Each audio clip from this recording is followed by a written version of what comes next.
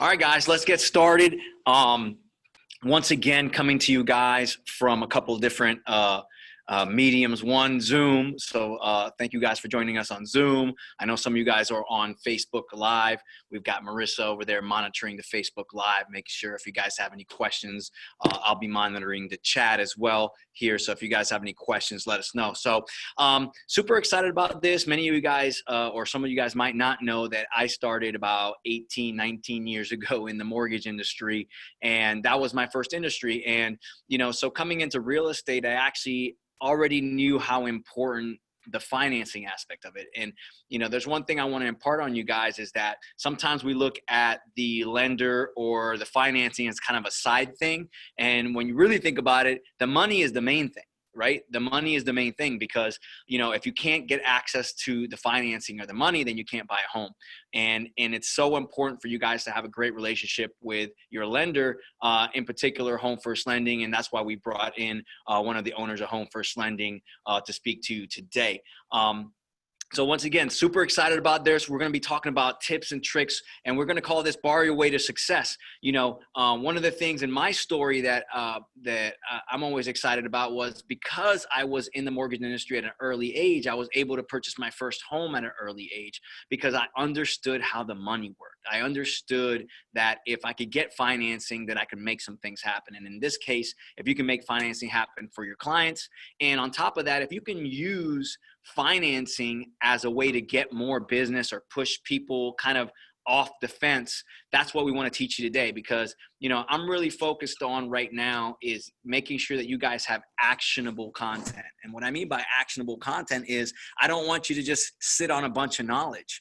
I want you to take something from every single class that we do and take an action, right? Something you can do today to get a buyer to commit, to get a buyer off the fence, to even get buyers who weren't even thinking about buying to say, hey, it'd be a really crazy time not to think about financing. I mean, even I'm looking at buying another primary residence right now because I'm thinking to myself, holy crap, Orlando is about to blow up. Actually, Orlando is blowing up. I mean, it's been blowing up, but I think it's going to be even stronger right now. And then I'm looking at this and saying, when am I going to be able to borrow money in the 2%, like ever again?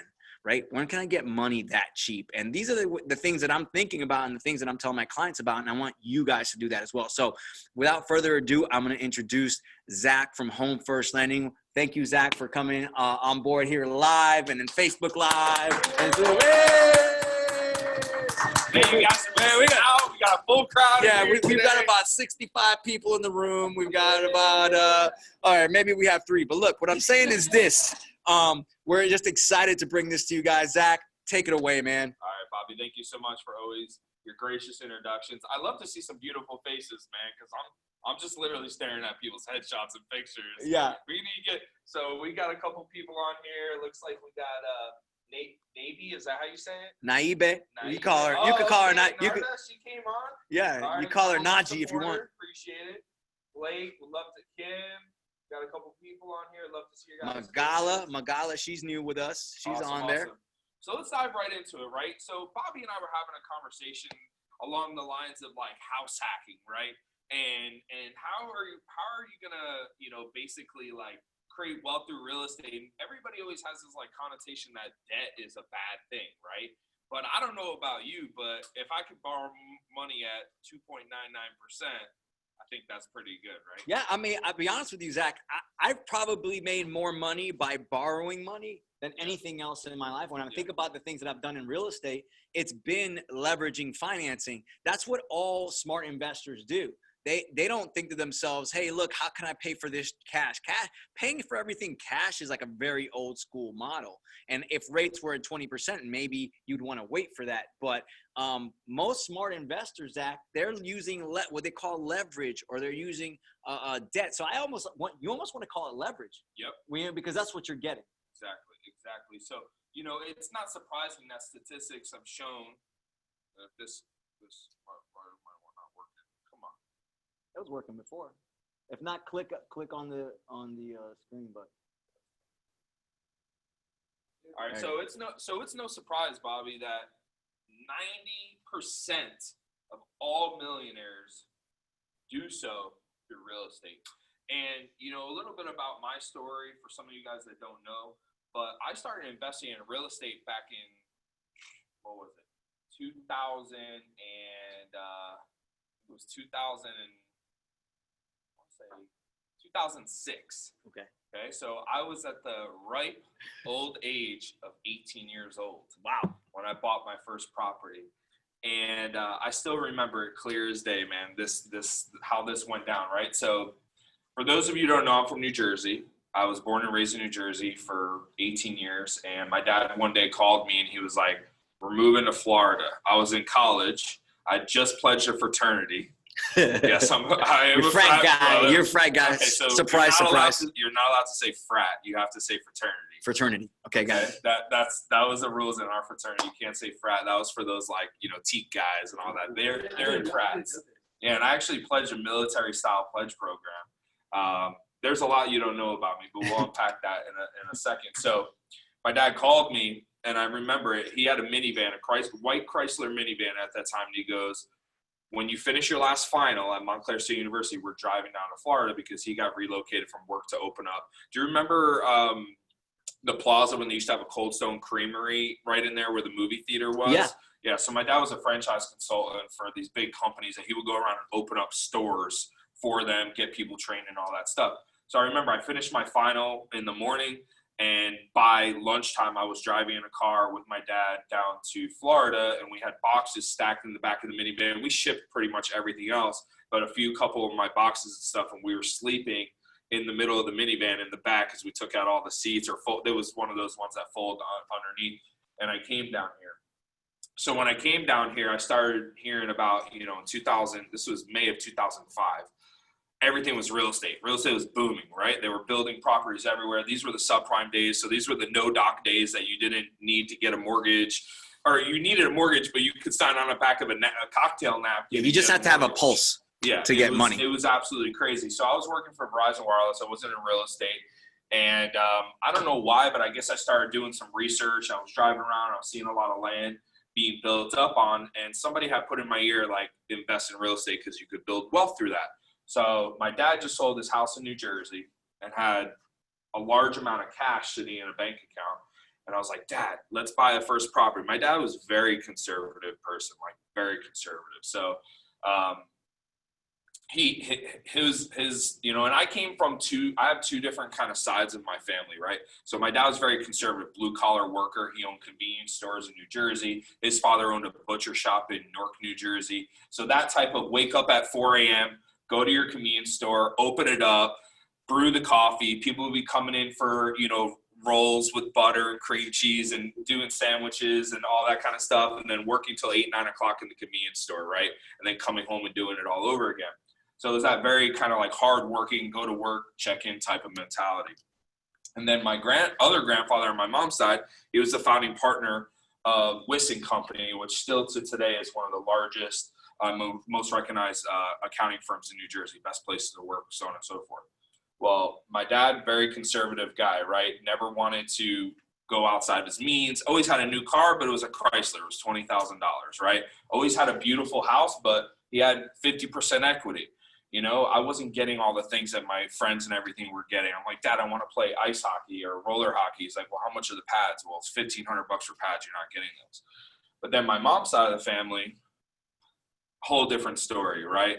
$1 million townhome they lived in Florham Park, New Jersey, Jaguar convertible, going to the beach, going to the country club for dinner, brand new wardrobe every year. And you like that side better, huh? I like that side a little bit better.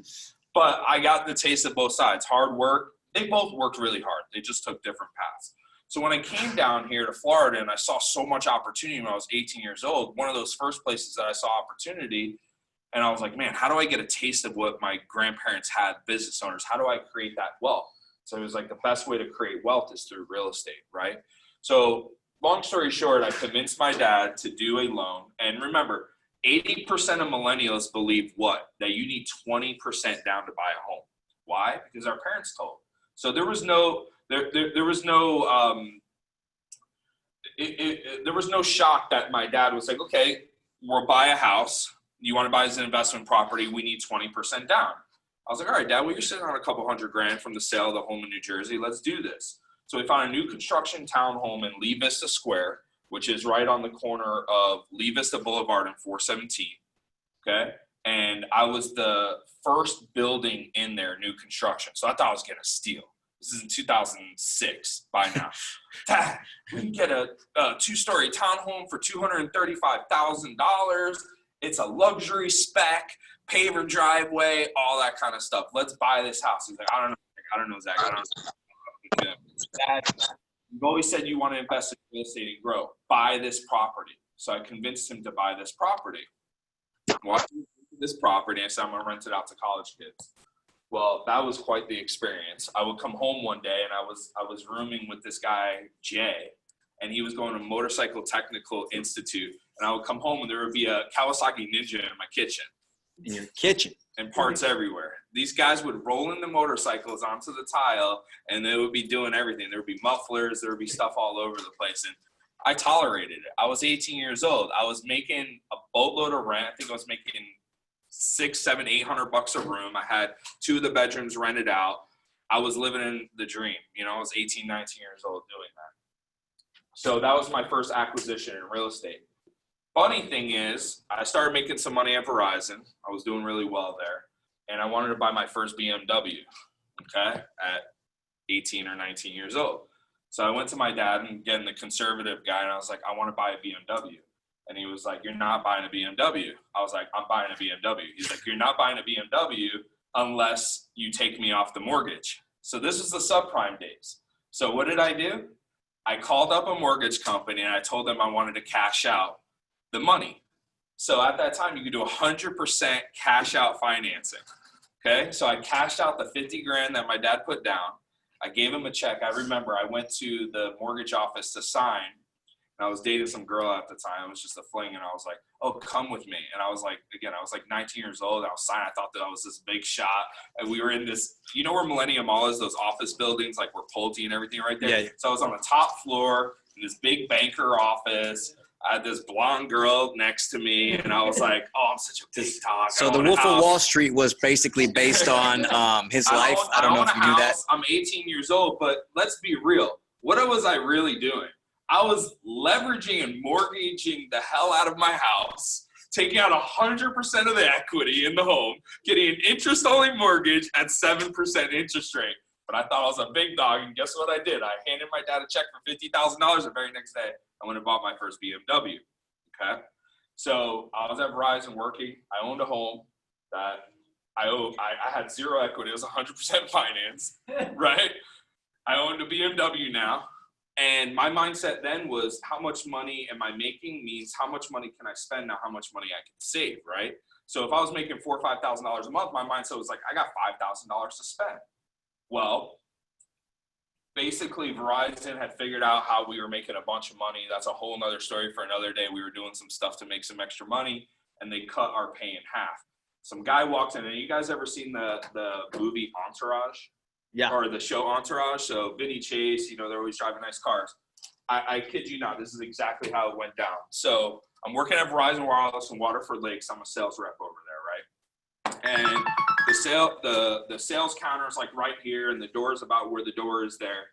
And I see a E55 AMG silver sedan Mercedes pull in, and out walks this guy, and it was like slow motion, right? The doors open up in the back. You know, these guys walk out, and it's this dude dressed to the nines, you know, super polished looking. And these guys get out, and they're walking behind him. It's like slow motion. I'm like, who are these guys? You know, they walk in, and this guy, Rick, walks up to the counter. He's like, yeah, I'd like to buy some phones for my business. So we got to chatting, and he's like, man, I really like your style. I was like, well, what do you do? He's like, we sell mortgages. And I was like, okay, tell me a little bit more about that. He's like, well, why don't you come by and check out what we do? So like I just said, I owned a house, right? I was mortgaged up so like crazy. I had a BMW, and Verizon cut my pay from like $6,500 a month to like $3,000 a month. And by the way, I was also going to UCF full time to try to get my marketing degree. So I was a little bit freaking out, but I didn't want to tell anybody. So I went to Winter Park where they had this place, and this guy, Rick, basically got into the mortgage business. He was making like $400,000 as a branch manager at Ames Home Loans. So they were doing all these crazy mortgages, right? You know, mortgages like, what kind of crazy mortgages? Like they would build back then fake homes. Like, think about a billboard out of a movie, right? Where it's got the plywood in the back holding something up. So like a fake facade of a front house, and they would be taking pictures and using that as an appraisal. Like, there was so much stuff going on. When I was going to work, they were photoshopping pools that were green, shocking them to blue. I mean, there was crazy stuff that was going on. But this guy, Rick, basically recruited his entire family, cousins, brother-in-law, everybody saying, we're going to get rich. I'm going to leave this company. We're going to open up our own mortgage company. So I went over there, and they were calling on these things called leads to loans. And basically, they were calling it adjustable rate mortgages. And fast forward, the reason why I'm telling you all this, because this is my venture into starting to invest into real estate, is just, it was crazy experience. And that was in 2008 when the business completely bottomed out, right? Every day I was coming into work, so I made a lot of money. In fact, I got in March 15th of 2007. By May, so a month and a half later, I made $17,000 on a 60% commission split at 20 years old. So what does a 20-year-old do with $17,000 in 1 month? Spend it. Spend it. No. Strippers. No, don't do that. Don't do it. It's terrible. I went to the outlets off of there on Violent. You know, when you get off of Lake Buena Vista exit and you make a left instead of going to Disney to the right. I went into Ferragamo. My grandma, the bougie grandma, right? Mm-hmm. Sorry, grandma, if you're watching this. she, Ferragamos would show me all this stuff. I'm like, man, I want a pair of Ferragamos. But I didn't want to spend, this is my first time spending a couple $100 on a pair of shoes. I was going to Burlington Coat Factory where they're more than great coats, Yeah. I love Burlington. And I was buying Steve Maddens, and no knock at Steve Maddens. Hopefully, I'm just telling you guys my story, right? I was buying $20, $30 pair of dress shoes at Steve Maddens. So going to the Millennium Mall where Ferragamos cost $500, $600, I was like, wow, I can't spend $500, $600, but I'll go to the outlet and I'll get a steal, right? So I remember I put $2,000 in my pocket. I went and bought $200, $300 Ferragamos, couple $100 French Connection shirts, and I just blew $2,000 like it was nothing. Fast forward a year, what happens? The business, like we say, crashed. I came into work every day, and people were going out of business. Banks were going out of business. And at the right young age of 21 years old, I filed bankruptcy. Okay? Mm-hmm. Filed bankruptcy, gave back a car. And that house that I bought for $235,000, well, guess what? I bought it on what you call the Pine Castle Jeep Range. Have you ever guys heard about the Pine Castle Jeep Range? Mm-hmm. So the Pine Castle Jeep Range, if you Google it, is a World War II bombing range that was in the 1950s out there in East Orlando. I know what you're talking about. So if you saw on the news back then, some of you guys are too young to remember that. Well, some kids were playing outside the back of Odyssey Middle School, and they found scrap metal. That scrap metal ended up turning into bombs that were dug in the ground that never detonated. So they were dropping. It was a World War II bombing, to see how the bomb would drop and explode. And these bombs were basically in the ground. So my $249,000 house, plus the recession that was going on, turned into an $80,000 investment. So I basically called the bank and I did what they call. So just because there was bombs under your house, it dropped the value? And the foreclosure. That's weird. That's weird. That's probably not good. And the foreclosure. So basically I called the bank. I was not delinquent on my mortgages, and I said, take this mortgage back from me. So I did a deed in lieu of foreclosure. They took it back. Okay. So I got lucky. But as I matured and came out of that experience of filing bankruptcy and everything, I still remember that wealth in real estate was important. So when I passed my 3-year mark from being able to buy a house again, because FHA requires 3 years, I bought my next piece of property, and that continued to roll. I bought my first townhouse at $120,000. I sold it for over $200,000. I bought my next house. I rolled it in for $260,000, sold it for $330,000. Bought condos during the crash at $50,000 cash, $45,000 cash. They're now worth a lot more money than that, right? And now all of a sudden you start accumulating a net worth, right? And that's what the rich have been able to do, is they've been able to invest in real estate over time, because when you purchase real estate, it's appreciating in value. It's not like a car where all of a sudden you lose half the value the second you drive it off the lot. So I've had my personal experiences, learn from it, right? Don't be over leveraged too much. Right. So the moral of the story, be leveraged, but don't be over leveraged. Yeah. And a couple of things I want to add in here, guys. So, that's why I love stories, because there's lessons always in the story, right? And if you listen to his story, there's a couple of really great investment lessons that you'll hear in there. So I'm going to ask you guys something, right? So when he started talking about his dad, right? And his dad, notice what his dad did, which I thought was brilliant. Your dad's brilliant. When Zach said, I want to get a BMW, he said, that's cool, but take me off of the mortgage. Okay. He took his dad off of the mortgage, right before the market crashed. So he got his money back 100%. Before the market crashed and before we found out that Zach apparently bought a home on top of bombs. Okay. So I'm going to ask you this. What is the number one? It's one word. What's the most important word when it comes to investing in real estate? What's the most important word? It could be somebody in the class here live. It could be somebody on Zoom. What's the most important word in investing? And by the way, this is not just me coming up with this. I'm part of an investor group, and one of these multimillionaires says, this is the one word that you got to get right. What is that word? One word. Somebody guess. Somebody. Take the story from the dad. Well, Sonny says leverage. I love that word, but that's not it. What's the number one? As an investor, don't think about loans or anything like that. What's the number one thing that you need to focus on? Remember, the dad got out just in time. What's the number one word? Timing. It's timing. You got to get in at the right time, and you got to get out at the right time. Okay? Do you notice Zach was getting into the market when the market was way inflated? 2006, right before the market dropped. But I also recognize the opportunity, got into the market when I bought all these condos and everything. Exactly right. So when the market crashed, he noticed, hey, timing's good now. I didn't know that because I was freaking 18 trying to drive BMWs and all this stuff. And by the way, we've all done this, I always say you don't have to be great to get started, but you got to get started to be great. And I could tell you right now, I'm sure that although Zach was in a pretty stressful time in his life when, he was going through bankruptcy, which by the way, I've done that as well. So you don't have to do it. We're teaching you all the lessons not to get yourself in that situation. Okay. So no random BMWs, no buying homes on top of bombs and stuff like that. Right. But we've all done that. But the reality is that he got started. Right? He got started at a young age and he took a hit at a young age. So now what happened is when a new opportunity came up, he knew how to attack it. And it was just purely timing. And so part of the reason we're doing this class right now is because timing in particular with leverage or debt or borrowing is really strong right now. And you need to understand that like right now. And we happen to be in a city. And although there's a lot of things happening in the markets, right? But if you look around the country at prices and things like that, Orlando is still for sale.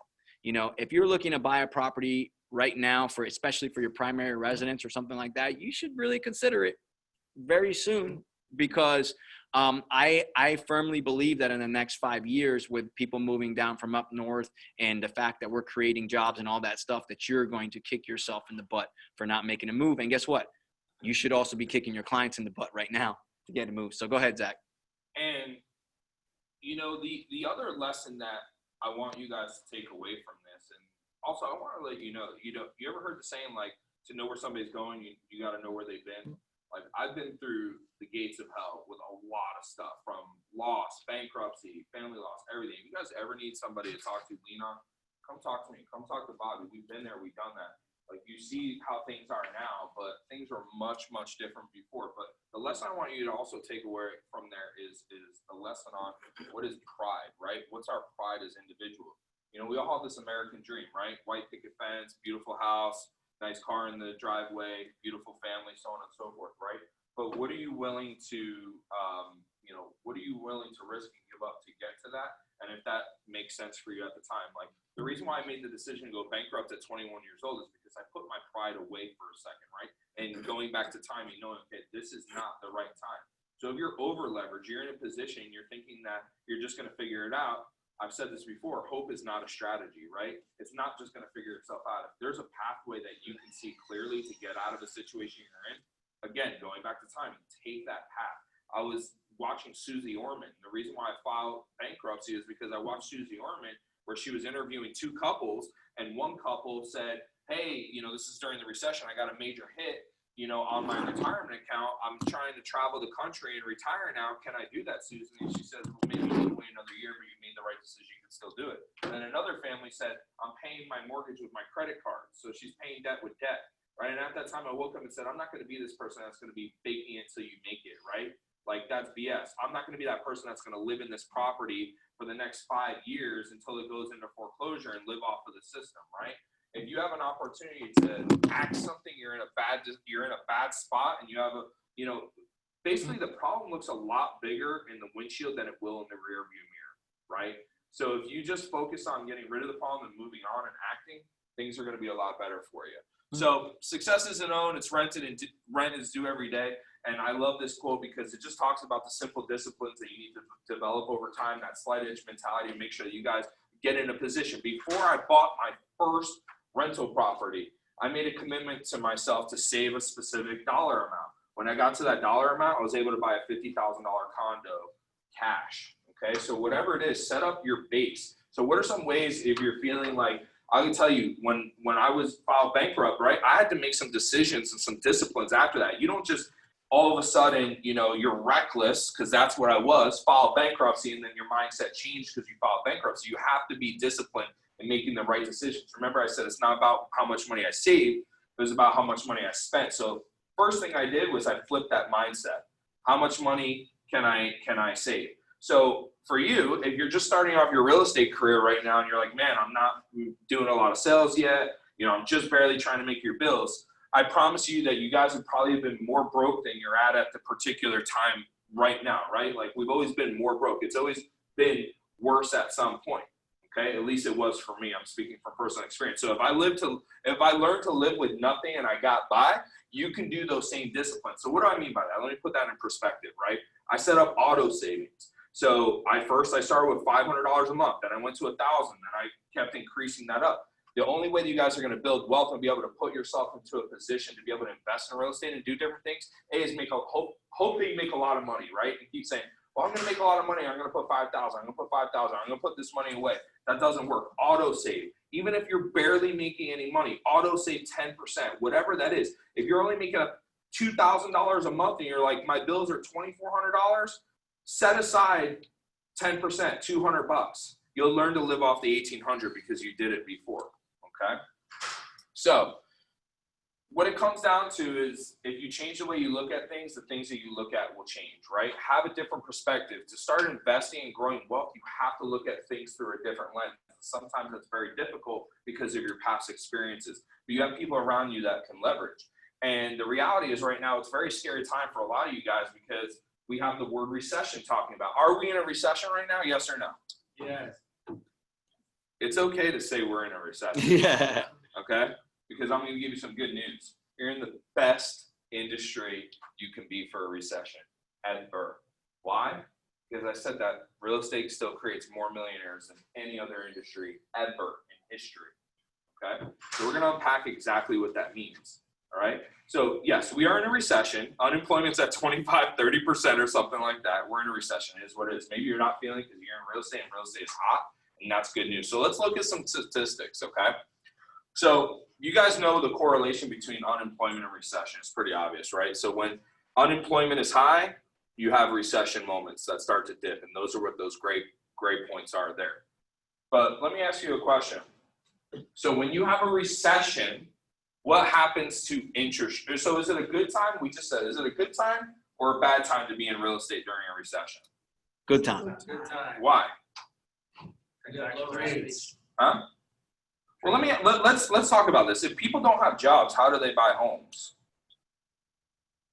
They sell. They sell homes, maybe, right? Okay, even if unemployment is only at 25%, you still have 75% of the population that is in the midst of doing it. But do you know what do you think happens to interest rates during recessions? Do they go up or do they go down? Down. They go down. Why do they go down? They buy. Yeah, the Fed is trying to stimulate the economy. And let's see what's actually happened over the last 50 years. Here's the gray bars are all the major recessions, okay?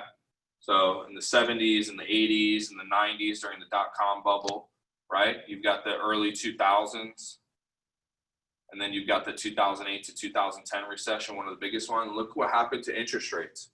Every single time, without fail, every time. Not once it did something different. every single time they go down. And guess what? We just went into a recession that came as a result of COVID, right? Remember, plan for the worst, hope for the best. How many of us, I'm kind of like, I'm not glad for COVID and everything that happened, but I'm glad for a reset, because we were like, for the last 10 years, there's a lot of people that are like full throttle, right? You need to slow down a little bit. Like, people making a lot of money. And what's happened now? Rates are in the twos, just as expected to happen. So there's tremendous opportunity right now in a recession for you guys to create major wealth, not only for yourselves, but for your clients. Because guess what? You're real estate agents. And what do people need to get homes? Real estate agents. People need mortgage professionals. So guess what? You're in the best place you can be right now. Literally the best place. So what is it going to take? It's going to take action in order to do that. Let me share you guys some more statistics. So this is a real estate report card for Orange County, Florida. Right now showing the median home price is $291,000. Is that correct? Is it as high as $291? Did it go up already in Orange County, Florida? I thought it was closer to $250. I wouldn't doubt that the prices have bumped up. I mean, it wouldn't surprise me one bit. But the one thing I want to give you guys some good news about living in Orange County. So Orange County, Florida, okay, the historic unemployment rate, national average, is 13.3% on average going into 2020, right? Obviously, it's gone up because of what's going on. But in Orange County, it's quite a bit lower than the national average. Why? Because there's a lot of things going on in Orlando. So great place for people to come move. You see on Facebook those stories all the time, or those articles that are published. People are moving in Florida. So you're in a great city. You're in a great time. And we can actually do a lot of different things through software that we have. Home First Lending. We've got these awesome real estate report cards that you guys can send out to your clients. You can plug in specific addresses. It'll tell you a lot of great information where our logo is. We can actually co-brand with you, which is really cool. And look, it even tells you the population in Orange County and how many people are renters. So look at that opportunity of people that could afford to purchase. 165,000 people. How many real estate transactions do you want to close next month? 30? Wow, okay. All right. It's my boy. Hell yeah. It's my boy. All right. You think you can go find 30 people this year out of 165,000 people that are eligible? I think so. So real quick, when you guys are listening to this, what I want you to be thinking is, hey, I'm going to have to educate a client at some point. So when you're listening to this, it's not just about knowledge. It's about you seeing this script so that when you're talking to people, you can tell them a few things. So here's the deal. We're not telling you, we don't have a crystal ball as to what the market is going to do, but we have indicators of what is happening, right? So number one is, what is a low interest rate? Maybe that doesn't mean a lot to you guys, like, oh, low interest rates, that's cool. That means it's cheap money, which means lower payments, which means people can afford more. That's what that means. There's another factor going on in Orlando. I don't know if you guys know this, but in the last 5 years, Orlando has had the highest rent increases of any city in the country. 35 playing into something perfectly. 35% increases. So what's happening? So you're sitting there renting, and you got these clients that keep saying these things that most time are not true. I don't think I have the credit. I don't think I have the money. I don't think it can be done, right? And so they decide, hey, I think it's probably safer or whatever to keep renting. But is it really? Because if a landlord, one, you have zero control of the property, right? So your lease is coming up. What do you think the landlord's going to do when there's, this kind of increases in rents? Well, now he's going to tell you your payment's gone up. It's almost like having an adjustable rate loan. The thing that actually crashed the market, the reason that we don't do all these adjustable rate loans is because when it came time for the rate to adjust, payments blew out of the water and people couldn't afford them. Wouldn't you want to purchase a property where the payment stays fixed for 30 years until you pay the thing off, right? That's control, okay? And with money this cheap, right, with 2.99% interest rates, you're looking at your rent and you're like, I'm paying how much? $1,700. What could I get for $1,700? And this is what you're going to want to explain to your clients, guys, is, hey, look, let me put it to you in these terms. And these are numbers you're going to want to have, and maybe Zach will go over a few of them. But let's say your rent is $1,700. What can that buy you? Translate it into something that means something to people. I read your mind, right? Yeah. It's not here yet. So if you say, hey, look, what would you say, Zach, if an all-in payment, principal, interest, tax, and insurance of $1,700? What? 270. 270. Hey guys, did you know that with what you're paying in rent, you can buy a $270,000 home? I'm like, have you ever thought about that? You ever thought of owning something that's your own, actually creating wealth? Hey, do you know that in Orlando, I don't know if you guys were here for the sales meeting, but what did they say the prices were of those homes out in, I think it was Leesburg or whatever the case may be? They were what? Low 200s, guys. Low 200. Low 200s. That's a unicorn, Narda. You know that. You're telling me that you could buy a brand new construction home with what you're paying in rent right now. And if you're not expressing that to your clients, then they're still thinking like interest rates are low. That doesn't mean anything to them. What you're trying to tell them is to say, you want some stability, you want to build wealth, you want to pay off an asset, you need to be buying a home right now. And then the other thing I want to tell you guys is that it all depends what you're trying to do. Look, if you're an investor, you're going to look for a deal, and there's math that has to go into that. But this is what I would say to you, is that if you're looking to buy a primary residence, which most of your clients are, and you're going to stay in that property for a long time, then we can't tell you what the market is going to do, but does anybody on this call think that in the next 5 to 10 years, prices are going to be lower in Orlando? Does anybody think that? Right? Because if you're holding something long-term, remember, you don't have to sell until you want to, which means that if somebody says, yeah, but I heard there might be something coming up in the future, like maybe in the next year we'll have a recession because of COVID. Okay. So your price will drop at that moment, but in the next 5 years, is it not going to go back up? You're not going to sell next year. You're living there. Right, it's fake. It's just fake. It's like playing the stock market unless you sell it. It doesn't mean anything. So those people who are like, yeah, but I've heard this. Yeah, but do you think that when the market gets better, prices are not going to go up and interest rates are not going to go up? You're going to want to buy right now. Okay, so that's just something you want to start thinking about is when Zach's talking, they'll be like, oh, this is nice knowledge. You can think to yourself, I'm like, man, what clients can I call today that I can tell them these things to get them off the fence? I'm going to even give you guys some marketing gold. So a couple times we'll pause and we'll say marketing gold, all right? And these are going to be some things that you guys can walk away and do today. So first off, let me give you guys some ideas. And let me you just like literally unboxed a bunch of this. I'm going to blow your guys' mind literally with the rest of this presentation. You set me up so whoa.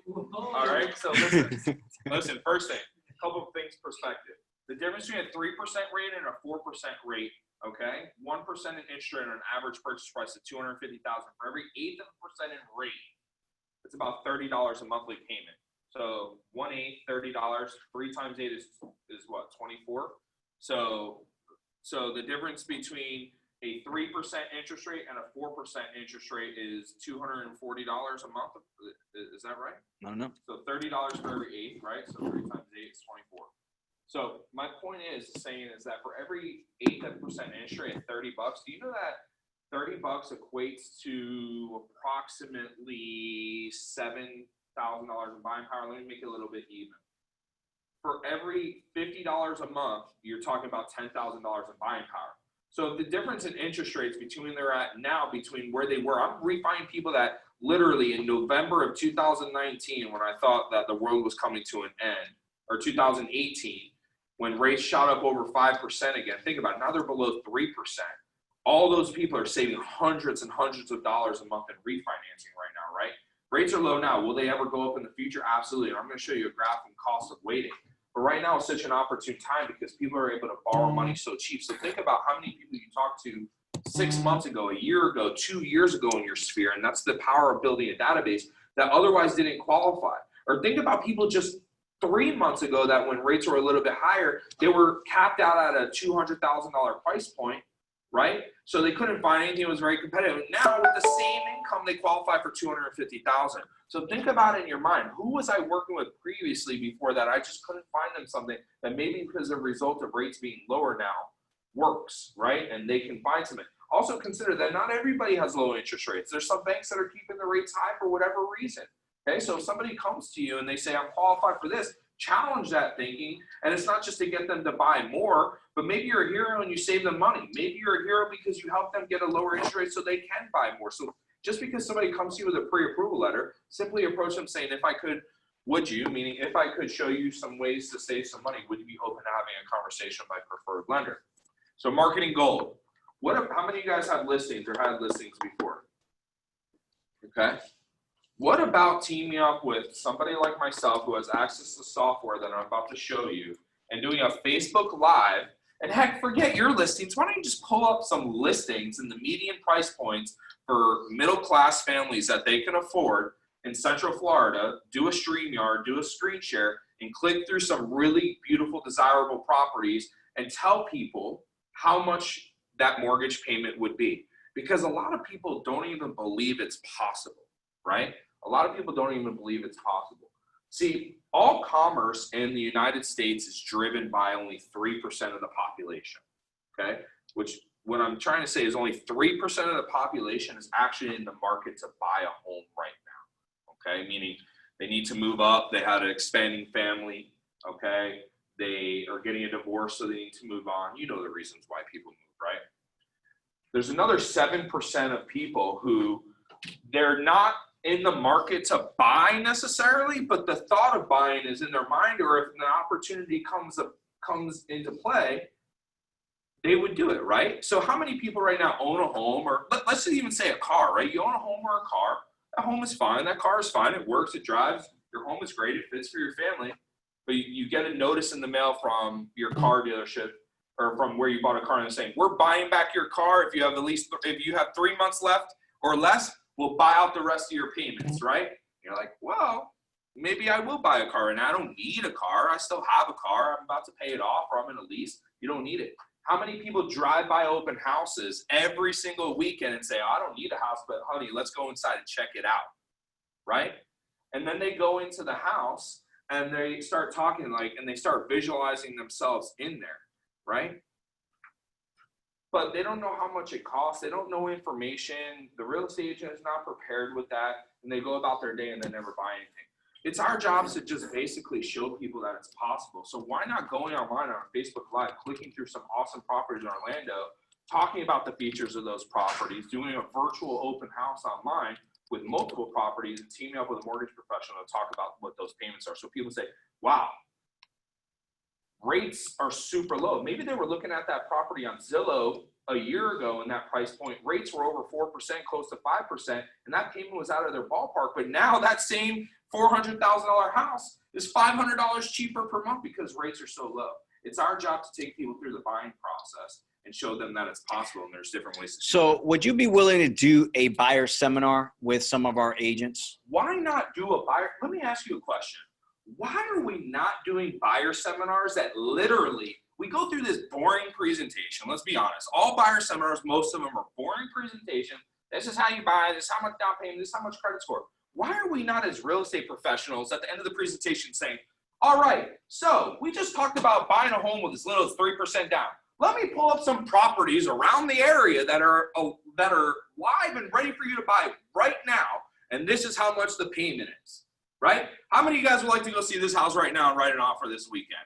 By the way, I have a lender here that can pre-approve you to do that. We're not taking that extra step. We're not following through. So yes, absolutely, I'll be available to do that. Let's make it easy for people to buy a home. That's what sales is. We gotta push people through that process. So I'm gonna put Zach's email in the chat on the Zoom. Maybe you can put his email in the Facebook page. And what I want you to do is let's coordinate one day. So rather than have you booked up every week, let's do one this month or next where everybody can funnel their potential buyers to this thing as an educational resource and by the way, if you guys are new, you don't have to present. Zach will present. And you guys have Instagram? Type in virtual buyer seminar.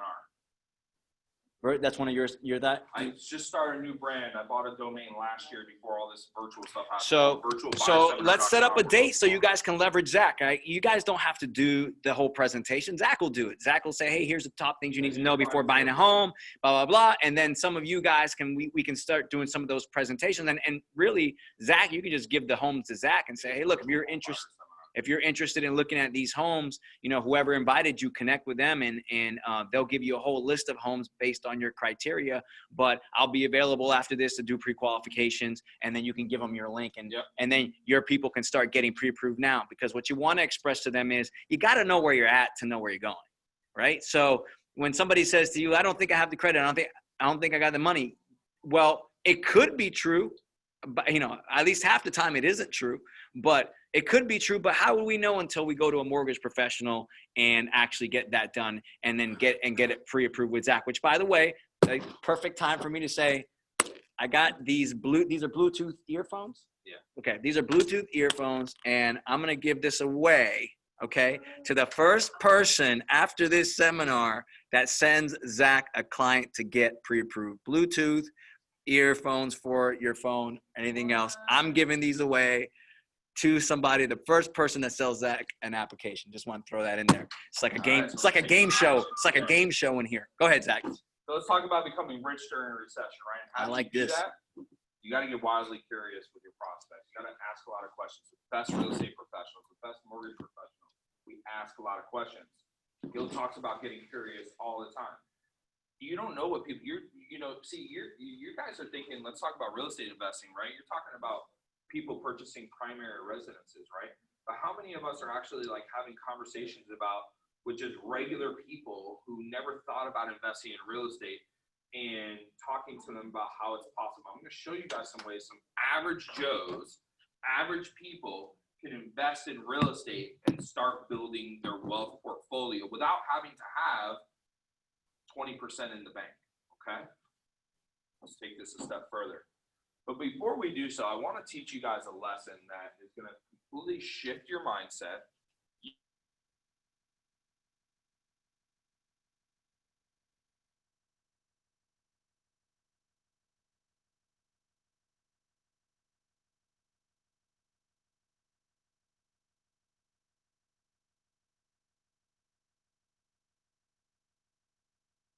I would like to make more money. You have a question? I want to say that out loud.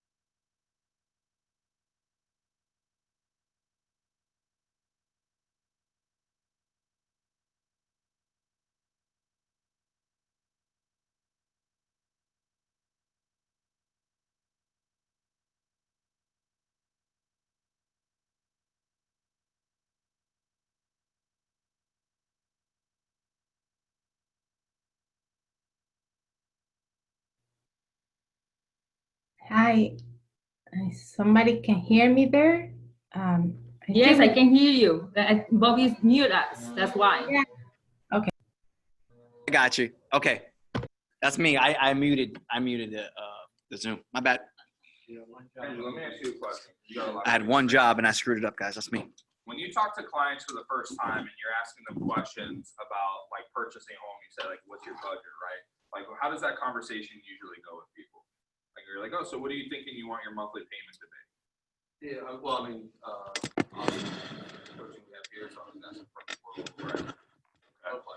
And what do people use? And they tell you whatever their payment is, right? Yeah. Would you say that most of the time, like that payment that they cite is probably like what they're paying for rent? Right, yeah. And what do they usually say? Like, I'm comfortable here. I don't want to go up at all anymore, right? Right. Most people we talk to, let's just assume that are buying a home or buying a home because they've saved some money and now they're in a position. Let's just take that route. Obviously, we've got a whole bunch of people who are in the process of saving, but let's just talk about the people who are savers and now they're ready to buy a home. And their budget says, well, I want to stay along with the amount that I'm renting, right? Okay, so that's the mindset here. So they're renting for $1,500 a month. I'm comfortable at $1,500 a month. Why? Because that's a renter's mindset, okay? Because what is their mindset right now? I am spending money. I am not saving money. All right, so this is what I'm talking about, creating a real estate savings account. And this is where I'm going to blow your mind and help you guys sell more real estate for higher prices. So this is a great video. I will send this video to you guys. I don't think it's going to, yeah, it's not going to play, or it's not going to be loud enough. All right, so this is how you're going to get people's price point up. Every single time I talk to people as of late, I ask them, I say, change your mindset. And you have to tell people to change their mindset before you go through this. You have to say, I want you to be open-minded to what I'm about to tell you. I want you to change your mindset, because right now you have a renter's mindset and you're budgeting how much you could spend every month. Out of curiosity, are you able to save money and put some money away? Most people are going to say, yes, I'm able to save a couple $100s a month, a couple $1,000 a month, whatever the situation is, and that's why they're in a position to now buy a home and put a down payment. But they're stuck on that $1,500 price point, and you're frustrated because where they're looking in town is not a $1,500 price point area. It's more like a $2,000 price point area, right? Okay? So this is how you're going to change their mind, okay? Let's assume you're talking with somebody who's able to save $1,000 a month, right? But they're renting and they're only spending $1,500, okay? You're now going to tell them that they can actually afford up to $2,000 a month in payment. And they're going to fight you on it. And they're going to tell you, no, I don't want to go to $2,000 a month. I'm paying $1,500. I'm comfortable with that. But again, they just told you they save $1,000. But again, their mindset is, if I get a mortgage for more than $1,500, I'm spending and I can't budget along with that I have now. This is where you shift the conversation to, let me help you develop wealth through real estate by creating a real estate savings account. So here's a great example. Sticking with the $250,000 price point, you're buying year one based on an average interest rate of about 3.5%. So this is being conservative because rates are a little bit lower right now, okay? With principal interest, average tax and insurance, and this is for Orange County, Florida, so this is real information. We've even factored in maintenance and repairs that you're going to pay a year, about $1,000, $1,200 in maintenance and repairs. Your total monthly expense is $1,484. Well, guess what? The market rent in Central Florida right now, and this is based on real statistical data, and also I can take any address that your client is interested in, and I could plug it into a calculator with your co-branded information, and I could show them what they're going to earn by purchasing this home over rent on any city, any address, anywhere in the country. That's big. At any time. So imagine sending them this email with our information and saying, I know you're hesitant about buying this. We know you could afford it. Zach said you qualify for $300,000, but you're looking at a $250 price point. But at this home at a $250 price point, because you're stuck here, it doesn't have anything you want. It's got 3 bedrooms instead of 4. We know you need a 4-bedroom. Why are you going to buy this house? Well, I can't afford more than $1,500 a month. You just told me that you save $1,000 a month. So let's talk about putting money aside, because what happens every single month, a portion of that principal and interest, it does what? It goes toward the principal of your home. And what do homes do? They appreciate. They don't depreciate, right? So over 9 years, Bobby, this is where we're feeding into exactly what Bobby was just talking about. What do homes do? They appreciate every year. And what does rent do? It goes up. So if you have an average annual rent increase of 5% in Orange County, which is again is statistical data, that it's gone up in 9 years, that same property that you're renting, if you stay renting, and believe me, people rent forever, their whole lives, they never buy. You're now paying $2,400 a month with average rent increases, inflation, everything that's happening in the economy 10 years from now. But what happens? A fixed rate mortgage stays fixed for those 30 years. So there already is a difference in cash flow over the 9 years between what you would have paid in rent opposed to staying a fixed rate mortgage of $52,000. But guess what's going to happen, Bobby? Appreciation. But there's more. But there's more. And guess what? Very conservatively, would you say, and again, this is historical data. This isn't made up numbers. And this website that I have, this software that I pay for, has every single city and state in the country that I can pull this up in seconds, like I said. So 3.93%. That sounds about right for Orange County appreciation that's happened. So appreciation over the next 9 years, guess what? You're going to get $102,000 in appreciation, okay? And then your amortization gain. What is amortization gain in English? You started at a loan amount of where is it? This is based on a 5% down mortgage. So basically you paid it down by $44,000. So your original loan amount is $225,000. And in 9 years, your remaining balance is $180,000. I know it might be hard for you guys to see, but they should be able to see it on the screen. So you've gained $44,000. So again, to recap, difference between renting and owning, $52,000. Appreciation over 9 years, $102,000. Amortization gain of $45,000. How many of you guys wished, I don't care where you're at in your life right now, okay? 9 years ago, you could change time. You could go back to the future. Back in the past, not the future. That's always got me in that movie. Why go back to the future? I don't know. You get what I'm saying, right? Yeah. How many of you guys wish that 9 years ago you basically put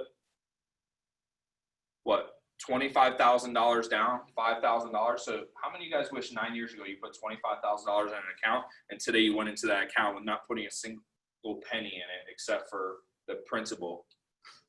$173,000 came out. There's people all over the country doing this, okay, every single day. So before you decide to rent your next property, think about how much money you're saving, what you're renting. This is what you need to educate your clients on. This is how you create wealth. You do it over and over and over again. And now people, when they retire, they have a real estate portfolio, or they have a home that is worth $500,000 that's free and clear. This is how you create real estate. This is the mind shift that you have to take with your clients, because they're not spending, they're saving. They're creating a real estate savings account. So the next time they tell you they can't afford something, but they're saving money, encourage them.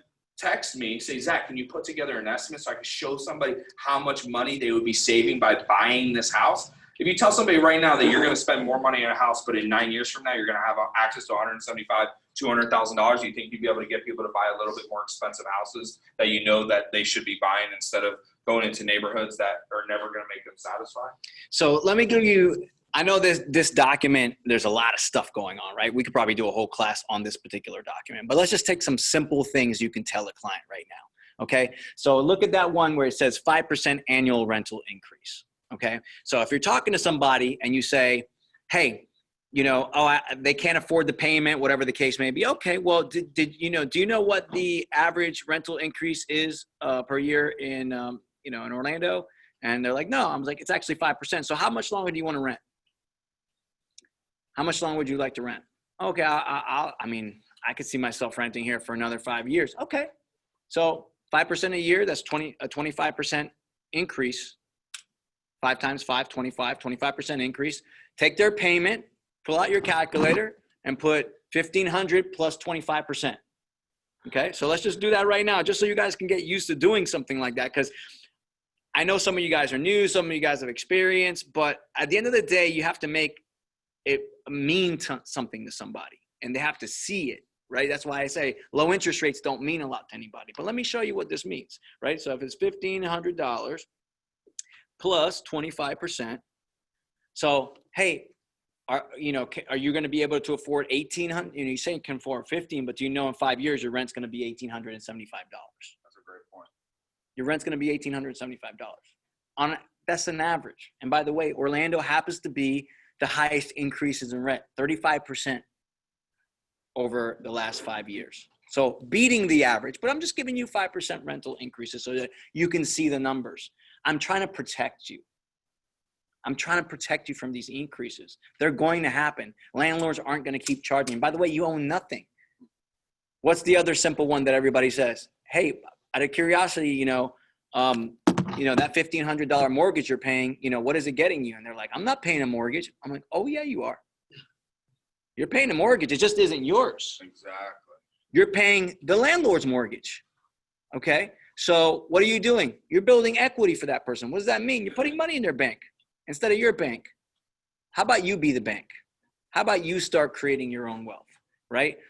I'm telling you that this is a no-brainer, guys. You can borrow more at a cheaper rate. You can get those payments low. I mean, even that payment was That's higher than what the rate you would pay. I mean, today. that is $1,500 a month right there, Yeah. $1,484, including maintenance, and you can buy a $250,000, and that's not even the lowest rate. He did that based on a 3-point something. So if you know that in Orlando, you can get a brand new home for below $250. Oh my gosh, guys, we got to be going out. This is a ridiculous time right now. I mean, like, it just doesn't get I don't think it gets any easier than this. Right. Yeah. And Just gotta take action. yeah. And then another pro tip real quick, guys, this is something that I taught in my Deals Over Everything, and it happened with an agent in here. If you have some people right now, if you guys have people on the fence, okay, and they're still kind of in that, I'm not sure yet, maybe I'll wait, don't be scared to show those people a few homes. Just say, hey, I understand you want to wait. But hey, I have a little gap on Saturday in between showings from about 2 to 4. And I got some time. Why don't we just go look at some stuff, right? How about we look at some new construction? How about we go look at a couple of these properties that I have on your search? I saw a couple. Let's just go look. Don't worry about buying it. Let's just go look at it. And then you go there prepared with what the payment for that property would be. Hey, this home that you're sitting in, you know, they're walking around, they're looking at that new construction, they're looking at the kitchen, and you're like, by the way, you know, you can get this home for $100 more than what you're paying right now in rent, and you can own it, and you can build equity and wealth.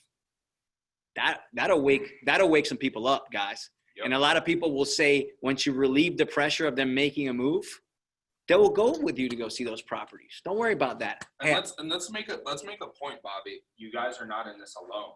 Okay, so if you have anxiety about having these conversations, you'll get better, right? I got news for you. It gets easier. Yeah. It gets easier. Yeah. But if you don't want to do it yourself, leverage me. Leverage Ryan. We'll do this. You can literally text me, Zach, I'm looking at a property on 123 Smith Street for $250,000. Can you send me one of those thingamajiggers that you were showing? Right. Literally, say thingamajigger. I'll know exactly what you're talking about, and I'll send you this document in 2 seconds. You want your picture on it? Send me your headshot. I'll throw your picture on it too. Yeah. Beautiful. That's it. Be a resource. So guys, let's talk about the cost of waiting. Same thing in Orange County on a $250,000 house. You know, somebody waiting with interest rates, if they were to go up, appreciation gains, right? If somebody doesn't buy today, all the way down here in 3 years, they're losing out on $44,000. Again, just like the rental increases you're talking about. Can you afford this? Can you afford to miss out on $44,000 that you would have gained by purchasing this property in the next 3 years? Okay? I don't think so. So let's talk about rental income. All right, so now we're talking. So first part, let's recap. Also, is this helpful? Is this good stuff? You guys can use this stuff? Awesome. So let's talk about, so we just talked about acquiring your own primary residence and building wealth through that. Let's dive into rental income, right? We talked about earlier, Bobby's talked about earlier. You know, Bobby's even looking right now at vacating his primary residence and buying an investment property, right? And creating wealth, and you can do that. So there's a lot of ways to do that. In fact, I'm going to show you right now how to acquire up to 10 rentals with no additional income. What? Right? Wow. I don't know if you guys heard that. How to acquire up to 10 rentals with no additional income. Well, I'm going to sit back and listen. All right, so I'm going to teach you guys a little house hack, okay? So did you know that there is a guideline that you can purchase an investment property right now, okay, with having no renter's experience, no rental experience, and not even having a renter or income to be able to afford that property and buy it? Let's just say that you have the money for the down payment, okay? We'll talk about how you can get some down payment money some untraditional ways in a second. So if your buyer purchases an investment property, we can order on an appraisal what they call a comparable rent schedule. And when the appraiser goes out there and pulls the comparables for the area, he's also going to pull rental comparables. About $100 more to do this, okay? And what the lender is going to do is they're going to take the average rent for the area, they're going to subtract 25% for proposed expenses, and they're going to take that and add it as rental income on your application. So let's say you just bought a primary residence from me. It was your first buy. A year goes by. Your DTI was really high. So in your mind, you're like, I was already having barely trouble buying a primary residence. I can't buy an investment property. I have no income to do it. Well, if you find a property that can rent out for 25% more than the mortgage payment, it washes it out. Again, you don't even have to have a renter in that home yet. Now, some guidelines during COVID have changed where they want to lease. Some lenders have taken a more conservative approach, but a lot of these overlays are starting to come off. So this is probably going to go back to normal here soon. A lot of lenders it has. As long as you, so if you basically find a home that the mortgage payment is $1,500, but it can rent out for $2,000, right? You take 25%, that $1,500 washes itself. You just put income in your application that didn't even exist yet. And Fannie Mae allows you to buy up to 10 properties doing this. So as long as you have the cash in it. So how do people house hack, right? They also buy properties in which need fixer-upper, right? So if you fix up a home, you buy a house cheap, you could refinance on an investment property and pull out up to 75% of the value. So if you find great deals, you get into a home, you fix it up a little bit, you refinance it at the higher value in 6 months, you can pull out of that too. But as long as you have the money for the down payment, you could continually purchase the investment properties based on just finding properties that the rental income covers the mortgage payment before you even rent it out. You don't have to have the income to cover that mortgage payment before you close. So let me break that down. Okay, Narda, Narda's going like this. Okay, I got you, because Zach's been doing this for a long time. So let's break this down into simple terms for you guys. So here's what you can do. Right now, you guys can go buy an investment property, right? And so one of the main worries when you're buying an investment property, in particular when you, let's say, have a mortgage on your own property, right, is that when they figure your income, you're thinking to yourself, oh my gosh, I make X amount a month and, I barely qualified for my own home, for that payment. How am I going to qualify for this loan if they're going to count my mortgage payment and also my new investment property payment? You're like, there's no way I can qualify. What he's telling you is no, actually, if you buy a property and the rental income is sufficient, which by the way, we can leverage our property. Projected rent. Projected you don't even rent. have to have it rented out at closing. So let me show you how this would work. This is how I would do it. Let's say I was looking at an investment property. All right. The first thing I'd want to know is, how are the rents in that area? What can you do? Well, you can go on a couple websites and figure that out, or you can call our property management specialist, Nick Guadagnino, and say, hey, Nick, I'm looking at buying a property over in Deltona. What are you renting stuff out there for? And he says, hey, man, I'm renting stuff out easily, for, 3-2 easily for $1,650. Great. So you say, okay, what's my mortgage payment going to be on this investment property? Okay. And if you take that $1,650, right, and you use your calculator and subtract 25%, because that's what the lender is going to count for that, right? So I take $1,650, subtract 25%, right? So I'm going to do that right now on my calculator so you guys can see it. So I'm going to do $1,650, and I'm going to do minus 25%. Okay, so that gives me $1,237. So as long as the mortgage payment on this investment property is $1,237 or less, I'm covered. The lender is going to say, I'm not going to count that against your debt to income ratio. When he says DTI, that's debt to income. In other words, how much debt do you have based on what you make, right? If you make $3,000 a month and you cut that in half, which is usually the max that a lender will go, about 50%. For the debt to income ratio? Yeah, yep. 50%. So let's make it very simple, guys. $3,000 a month. A lender's going to say, okay, you have $1,500 available for your mortgage payment and the rest of your recurring debt. That's the most that you can have. Well, you were thinking, oh, well, I already have a $1,200 mortgage payment, plus I have all these expenses. How do I qualify? It doesn't matter, because that extra payment for the investment property will not count against you.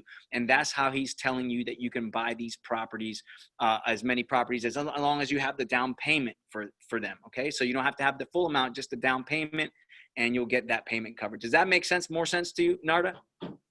Okay. And the second thing he's talking about, you had a question? I just want to know, like, a lot of people are not working, so how can they get qualified? Okay. Even though they're on furlough or whatever? If they don't have, no. So she asked, a lot of people aren't working. Can people get qualified? If they don't have a job, you're not going to get qualified. But here's what I want you to realize is, she says, when she says things like a lot of people, she's creating something in her mind to say, there's not a lot of business to be had out here. And all I've seen is increases in business, right? Because guess what? When things happen in the economy, it's a crossroads. Some people are going to do way worse, but a lot of people are doing way better. And that's not a knock, a knock at you. And it's true, and he's trying to help shift your mindset. When things were taking a shit, okay, in 2009, the economy, right? I had to figure out innovative ways to make income and keep myself alive, right? So I actually started selling prepaid legal services. You guys remember that multi-level marketing company, Prepaid Legal? So look at also ancillary products. That's another lesson. When you're in real estate and times are getting tough, look at ancillary products that complement your current business. I wasn't going out and selling skincare. I was going out and selling insurance plans to people who were buying homes with me still, even though it was maybe only 1 or 2 people that were doing mortgages with me per month, and saying, you need to get this contract reviewed by an attorney. You need to get your will done for free. It only costs $35 to get that plan, to get your will done and everything like that. But the reason why I'm telling you that is because when I would go into these meetings about selling stuff, everybody was saying, oh, so what do you do for a living? Like, because they were like wondering why I'm starting a side business. I'm like, oh, I'm in mortgage. And they're like, man, the market sucks. That must be difficult, right? And I'm over here still selling 2-3 mortgages a month. Yeah, I'm not selling 10 mortgages a month, but I'm still selling 2 or 3 mortgages a month. So it's all about the market doesn't, you make the market, especially in real estate. The market doesn't make you, right? I like Okay? that. We got to write that down. Are you gonna allow that to overcome you? I promise you, in any economy, recession, non-recession, forget about interest rates, forget about all the other stuff we're talking about. If prices are low, what are happening? People who are holding their money and waiting for a good opportunity are going to get in there. What do they need to buy houses? Realtors, right? Okay, even if they're cash, they don't need a mortgage. Let's say all the mortgage products dried up. Do you think there's some investors that have millions of dollars that are able to do it? It's all about getting market share, right? We are in a recession-proof business, just like toilet paper is a recession-proof business. I'm going to go on record saying that real estate is a recession-proof business. Narda, do you have a question? I already raised it. I saw you raising your hand. Yeah, two Real estate is questions. a recession-proof business. What are you doing to gain market share during this time? Are you leveling up or are you leveling out? All right, Narda.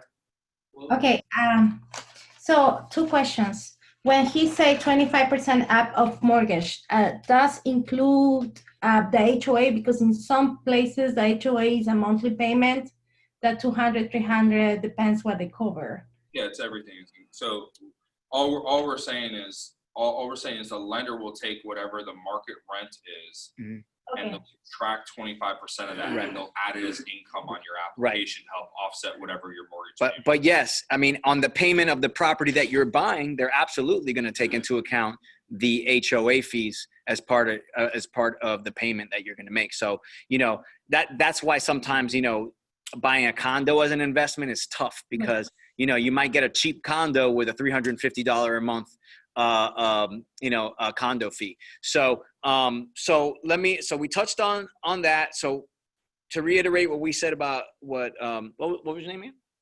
Jesse. So and to reiterate, not picking on Jesse, I just know the signs of how you're going to implode your business by saying, if you're a biblical person, your words have power.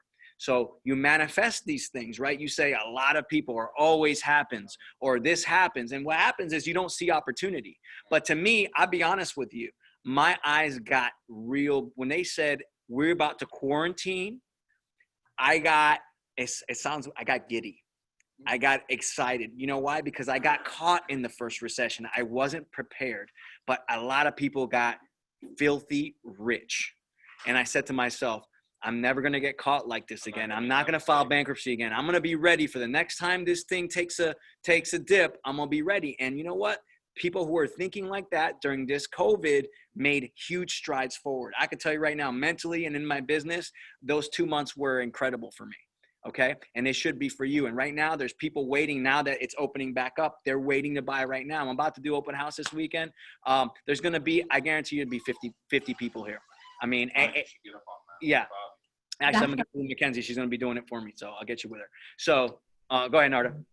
Yeah. So question number 2, for investment, because many people always in open house come say, I want to do an investment. I don't know how to.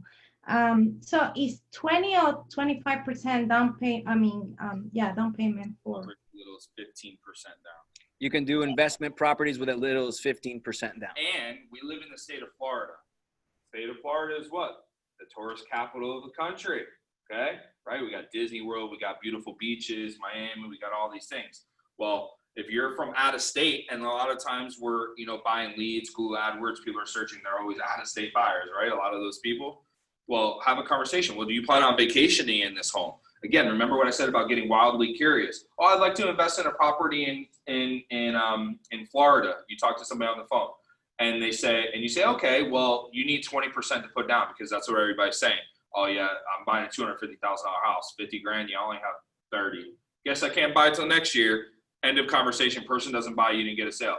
But if you just ask one simple question, what that is, yeah, that's awesome. So what do you plan on doing? Do you plan on vacationing down here a little bit as well? Yeah, we'll probably live in the home. We'll probably come down here, vacation a few times a year, and then maybe do like a short-term rental, like Airbnb. One of my friends did that. He's had some success. Oh, you plan on vacationing in it? Well, did you know that you could actually only buy this for 10% down? Sounds like you have 10%. Let me put you in touch with my mortgage broker. Let's get you pre-approved. That's not a made-up story. I've had that story hundreds of times over my career, and I've closed way more business just by asking that one. So let us elaborate.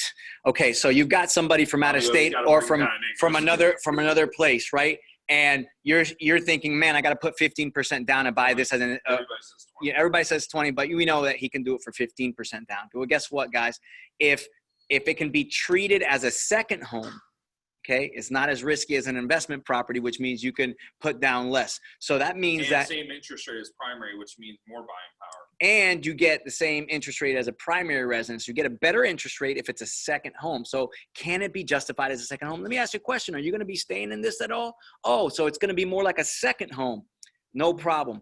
We can make that happen. Now suddenly they can put 10% down, Narda, and they get a better interest rate and they can buy more, right? Do you have to memorize this all today? No, folks. That's why Zach is here. But I need you to understand what's possible, okay? And then to touch on the last thing he said about using the equity in your properties, okay? So tell me, what is the max cash out percent LTV? On a primary, 80%. No, 80% on the primary.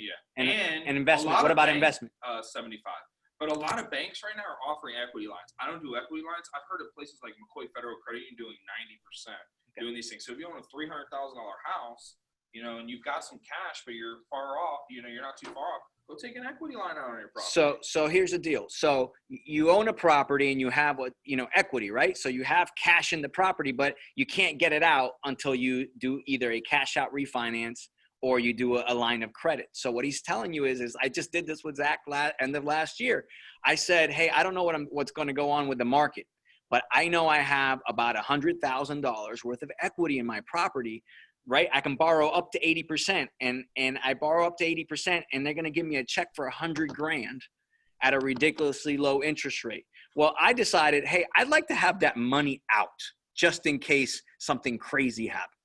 Right? So I take that money out, put it in my bank. What can I do with that money? Whatever the heck I want. Hopefully you'll be smart, but you'll invest in another property. So you're saying, well, I don't have money to buy. I have a primary residence, but I don't have like down payment to buy an investment property. Well, is that really true? Because if you have equity in that property, you take it out and then you take that money and you put it into your next investment property. So that's the general explanation.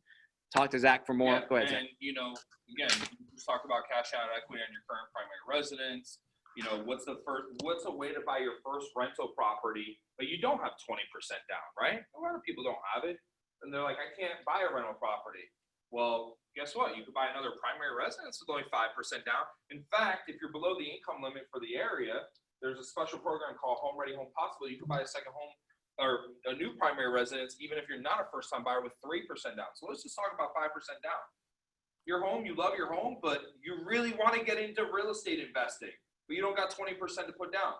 Go find another beautiful primary residence for you. Rates are lower, right? You probably could move up in price because now you're in a 4.5% rate, and you're like, well, I can't afford more than the home I am now. Yes, you can. Let me show you how. You can now afford a $300,000 home. Because underwriter wants to see that you're increasing the price that makes sense while you're buying another primary. Maybe you're buying the same size house, but you're just buying one down the street with a pool, right?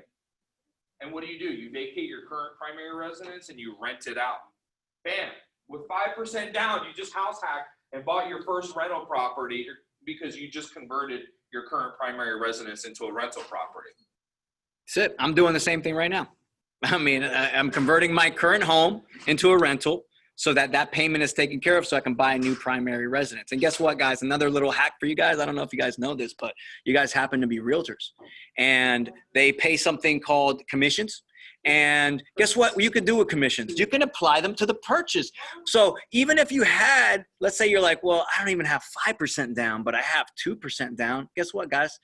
If they're paying you 3%, and negotiate closing costs. So guess what I'm doing in my purchase? Guess what? I asked them for 3% closing costs, not paying it. And I tried to get them to give me 5% commission so that I could have my whole 5% down payment. Didn't work out for me, but I'm still getting 3%. And guess what? We don't have to take a commission for that. EXP lets you have three properties you buy every year scot-free. So guess what? I'm taking that full 3%. Bam, applying it to my purchase. And now if I was doing a 95%, I just bring 2% to the table.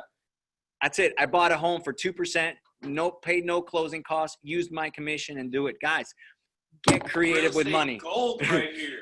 Get creative with your money. You're speaking, Narda, but I do not hear you because you are on mute. But you're feeling it. Yeah, I'm just running my head. Running your head. Okay, now we're understanding. We call this creative financing. All legal and above board, but it's creative. I want you to know how money works so that you can make things happen. Go ahead, Zach. Let's get All through right, this. cool. So, Celebration Title, fantastic title company. Make sure you're recording that plug. All right. Record celebration. You hear me? Team up with a title company. They could pull leads for you guys if people have equity in your area. Why not target people that didn't even remember I told you there's 7% of the population, right? So there's 3% that need to buy a house right now. There's 7% of the population that if you showed them the ability to buy, they would. And then there's the other 90 that are just not buying anything. So leave them alone. Work with the willing, nurture the rest. Imagine you bought a list of people who have equity, right? We've experienced from 2010 to 2020. Is there people that are sitting on a boatload of equity in their homes right now? Why not buy a list and freaking cold call them? Hey, this is Zach with DXP Realty. I'm giving you a call. I noticed you had $100,000 in equity in your home. I just was having conversations with your neighbors about using some of that equity to purchase an investment property. Rates are at all-time lows. Let me show you how to do that. Bam. Guys, there's business out there. We live in the United States of America. There's business. You know what? I'm a thinker, right? I'm a thinker. I'm the guy that lays in bed at night and I think about the size of the universe, right? And the infinite amount of where the universe goes, right? You drive down Colonial. Is there 10 businesses in Orlando down Colonial, or are there thousands of businesses, right? There's so much opportunity to create wealth and make money in the country we live in if you just think outside the box and take a little bit of risk. I mean, think about it. This little clip that I broke right here, some company manufactures this clip, and they probably have a yacht because they manufacture these clips of millions and millions and millions of them, right? There's opportunity everywhere. You just have to go out and get it, and you just have to think a little bit bigger sometimes. You guys have to dream a little bigger. Why did so many people stop dreaming, right? Because you fell down before, you filed bankruptcy, get back up. You're in a great time to do that right now. Team up with title company, pull leads. Sure, thank you, Marissa, I appreciate it. And guys, you could even do other house hacking. Again, occupancy fraud is a real thing. If you guys come to me, or clients come to me, you try to do this the wrong way, I'm gonna turn you away. But if you do it the right way, and you got a first-time buyer, right? Do you own a home?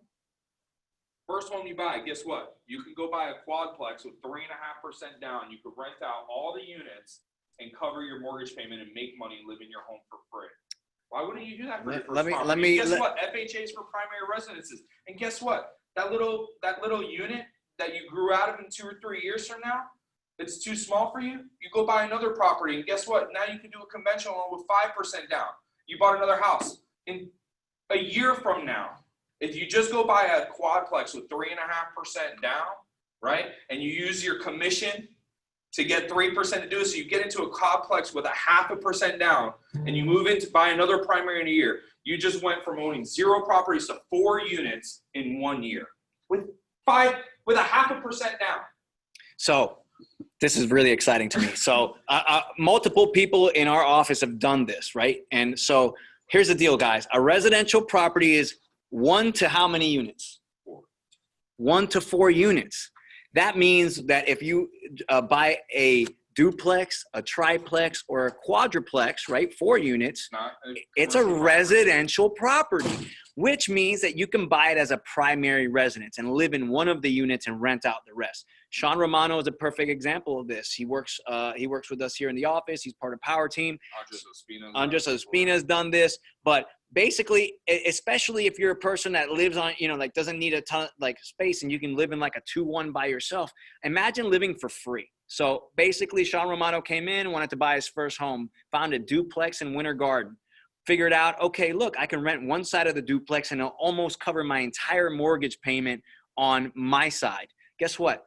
Now you're living in a place for a couple $100 a month. And if you bought it as a primary, you only have to put 3.5% down and you got your commission back. You literally only put 0.5% down and you live for, and by the way, if you find a good enough deal, you'll live for free. Sometimes you'll live for free and make a couple $100 a month. And guess what? If you can't qualify with your income, to purchase that quadplex because the mortgage payment's so high because it's a $500,000 property. Guess what you can do?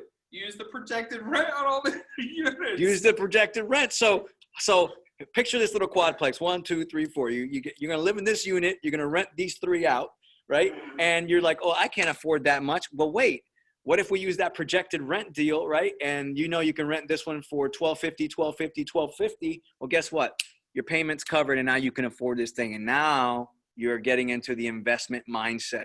This is how people get wealthy with real estate. It's a smart play for those who can pull it off. So, and now that you know how to do it for yourself, guess what? You can teach another person who's maybe struggling with this and say, hey, you know what? Maybe you can't afford that, but have you ever thought about buying a little duplex? I mean, you're living in this little tiny apartment right now. How about we get you a 1-1, duplex with a 1-1 on each side, or a duplex with a 2-2 on each side, and you live in one side and rent out the other. You guys know any veterans? Veterans. Do you know this is a real statistic? Only 13% of veterans know they have a home loan benefit to exhaust. 0 down, 0 PMI, lowest interest rates ever. VA Why not loans. help a veteran get into a quadplex with 0 down? Help a veteran create some wealth for what they've done for our country. Get them into, they could buy 4 units for 0 down and rent them out. Yeah, if Carlos is a vet in our office, if you're a vet, look, I help veterans create wealth. Call me. That's it. There's your post. So that's your first. I help veterans create wealth. Call me. You don't tell me a couple people on Facebook are going to reach out, and you don't have to be a veteran yourself to say that. 100% loans are for all the veterans. So go ahead. What's next? Let's go. What's next? So what's next, right? Facebook Lives, leveraging a mortgage professional and the tools like we have to get on and show people that's possible, take people through the buying process, post on Facebook what Bobby said. There's so many different ways to get out there. I'd love for you guys, if you guys want to share any ideas, Bobby and I come to you, but right now what's next is taking action. There's plenty of opportunities out there, whether it's for yourself or for a client, you got to educate people. All right. So action item number 1, who can you educate? What stones can you turn over that there's deals there that you didn't know were possible? How many people weren't in a position to buy a year ago, but might be now because interest rates have gone down 2%, literally. Interest rates have gone down 2% in the last 18 months. I was giving people 5.125s in November of 2018. So in 18 months, interest rates have gone down over 2%. Are there people in your sphere? And do not sleep on your database. I made that mistake for the first 10 years of my career. I slept on my database. Do not sleep on yours. There's very simple ways to accumulate the database, whether it's through KV Core, right? BombBomb. There's other ways. I don't care if you use a Google spreadsheet. If you talk to anybody about real estate, put their name, phone number, and email. There will be a day that you'll need it. Okay. Yep. And I will say this, guys. As far as borrowing your way to success or becoming a wealthy investor and things like this. If you guys, you got to get into personal development. So if you ever get into personal development, reading success books, and you read a book called Think and Grow Rich, they'll talk about something that is, that they found out that wealthy people, almost have to have. And the one word is desire. They have to have a desire, right? You have to have that hunger, that fire. The things that Zach and I have done with properties and with investing and with flips and all that stuff came first from my desire. We have a desire to be financially free. We have a desire to build our real estate businesses. We have a desire to earn more income this year than all the other years. Like, it's something. And when you have that desire, what happens is you figure shit out. You don't wait for magical things to happen. You say, who do I need to call? What research do I need to do? What seminar do I need to attend in order to make something happen? And if you don't have that, you're always going to be stuck because you're not looking for answers. Zach and I didn't do it right the whole time, but we had a desire. Zach saw some parts of his family living dreams, right? And he's like, well, I have a desire to have this BMW. I have a desire to have this townhouse. And you know what? He got hit. But I can tell you right now, Zach learned some lessons. And there's nothing wrong with taking hits as long as you learn some lessons, right? So you have to desire. So here's some more things that have happened over my career. Here's a couple things that you can do that you might not know. And this all I figured out through a desire to learn, right? So there was a time that when I was younger that I wanted to live in downtown Orlando. This was right before the crash. So the prices were really inflated and I wanted to buy a condo.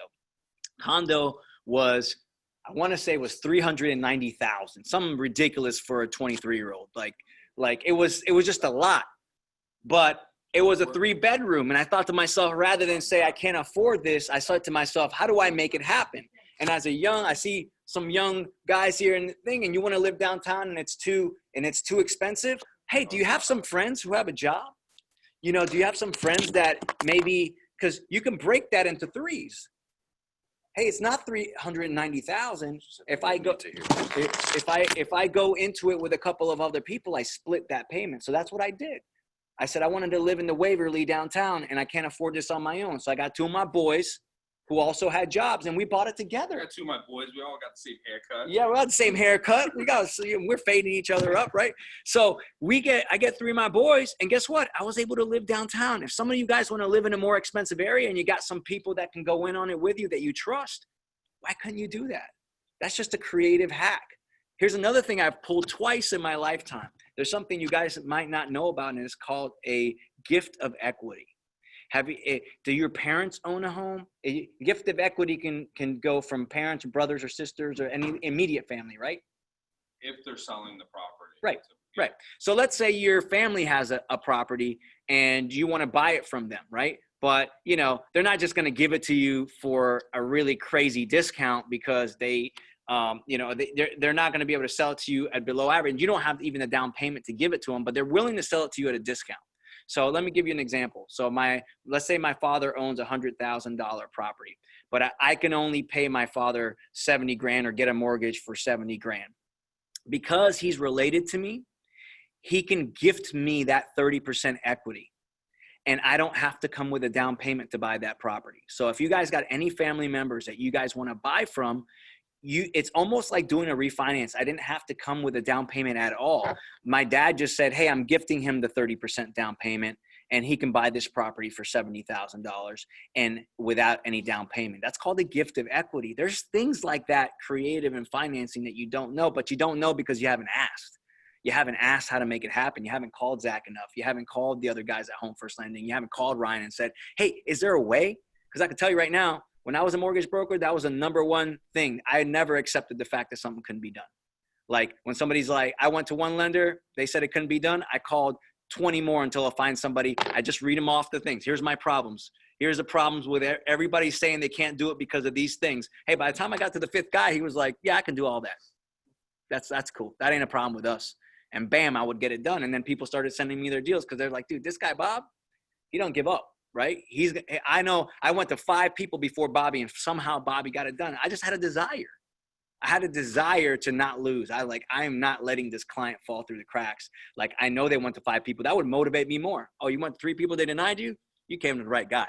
You came to the right guy. What's the issue? What they tell you was the problem? Okay, that's the problem? Okay, let me see. Boom. Get on the phones calling. So that's all I have to say to you guys. If you have any questions, put them in there now. Put them in the chat, put them in Facebook Live, unmute yourself, whatever you want to do. Narda, Yeah, last one. I'm sorry. I always ask questions. I love it. Bring it. So if a client find a house, an investment property, because that's how everybody believes they have to start. So let's say the property needs a new roof or, a few $1,000s put down. So the house is $200 and $200,000 on the market. And they get the loan for that. Can they get an extra loan to repair? Yeah, there's renovation loans. So can they get it together with an investment? Yes. Go ahead, Zach. Called the home style renovation loans, conventional product. Home style renovation loan. Yes. The answer is yes. Manager, his name is Kenny Baker. He has about 10 of them a month. We can help you out with that. So Home First is doing about 10 of those a month. And, it's a little bit more of a process, right? You got to go in there, see what the repairs need to be done, get a contractor to quote out what needs to be done. So there's a couple of extra hoops you jump through, but yes, they will lend you on what they will essentially say, hey, look, exactly, or the after repair value or the improved value. So they'll say, yeah, you're buying it for 200, but we know once you put 25 grand in there, it's going to be a $250,000 home. So we're going to lend you that 25 grand to get that done. Right. So yes, absolutely. That's what I'm talking about right there, Narda. That's something to say, hey, look, I don't think that, can this be done? Or I don't have the money for the fix up, where you're like, wait, do I need the money for the fix up? What can I do? Can I borrow that money? Can I borrow my way to success? So guys, if you want to team up with us and you want to figure out how to do all these things and start creating some opportunities where you might not know they existed, go to workwithhfl.com. Okay, right on here, workwithhfl.com. Okay. We'll also love to get some feedback on you on this presentation. Feedback means a lot to us. We want to make sure we're bringing you guys value all the time. So if you guys wouldn't mind pulling out your phones right now, and go into workwithhfl.com. Take you about 30 seconds to fill that out. If you want to schedule a one-on-one with myself or a member of my team, we can do that as well. And that's my cell phone number. And yeah, we're here for you, Miles. Right down the street, right on Lake Eola. You could literally walk over there, bring clients, whatever you like. Yep. You can, that's another pro tip. You can use his office. You want to bring clients into his office, use his conference room, super nice offices right across on the other side of Lake Eola. So if you ever want to just holler at them and say, hey, I want to bring a client up there, it just shows really well. And then you can sit them down right there. And in your buyer's consultations, don't be scared to call Ryan or Zach or whoever the mortgage broker at home first and have them come with you. I mean, bring a team. Say, hey, look, I've got people here to help you. It's just going to make you look great. So I hope this helps, guys. I don't see any more questions in the chat. You don't see anything over there, right, Marissa? No more questions? Thank y'all very much. All right, guys. Have a great weekend. We appreciate you, and we'll talk to you guys soon. Take care. Guys, this was good. You had